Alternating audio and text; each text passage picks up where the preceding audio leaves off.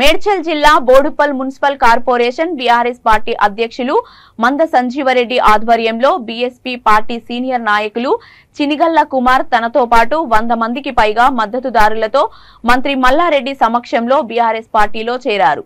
ఈ సందర్భంగా వారు మాట్లాడుతూ కేసీఆర్ ప్రవేశపెట్టిన సంక్షేమ పథకాలకు ఆకర్షితులమై పార్టీలో చేరుతున్నామని, అంతేకాకుండా 70 ఏళ్ల క్రితం ప్రభుత్వం ఇచ్చిన భూమిని ల్యాండ్ పూలింగ్ కింద తీసుకొని తమకి న్యాయం చేయాలని కోరారు।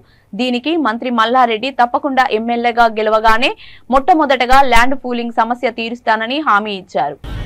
నన్ను అపనిందలేసి సుధీర్ రెడ్డి, జంగయాదవ్, ఆడు మైనంపల్లి పిల్లి, నత్త ప్రభాకర్, హరివర్ధన్ రెడ్డి, రాపోడ్ రాము 30 ఏళ్ల సంది వాళ్ళు రాగానే 30 ఏళ్ల సింహం సిగ్గుపోతా ఒక్క 33 ఏళ్ళు 35 ఏళ్ల సంది వీళ్ళంతా నేను చెప్పేట్లని రాజకీయంలో ఉన్నారు, కానీ ప్రజలకు సేవ చేయలే। ప్రజలను ముసుగులో, ఫెడరేషన్ ముసుగులో ప్రజలను దోచుకుంటారు।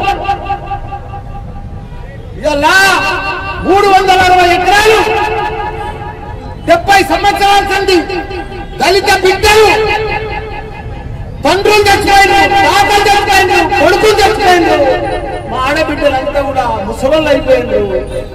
ఏమి తింటందుకు తిండి లేకుండా ఇప్పుడే మా కుమారుని చెప్పాడు మాకు 30 గతాలలో ఇల్లు ఉన్నాయని।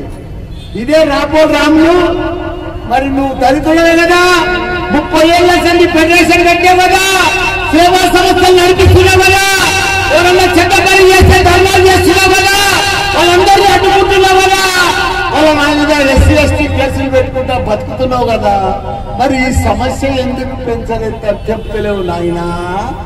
మన దళితుల బిడ్డలని 70 సంవత్సరాల సంది 360 ఎకరాలు ఎందుకు పెంచలేవు నాయనా?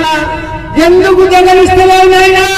వాళ్ళందరూ చచ్చిపోతుంటే కూడా చూసుకుంటూ కూర్చుంటావు నాయనా?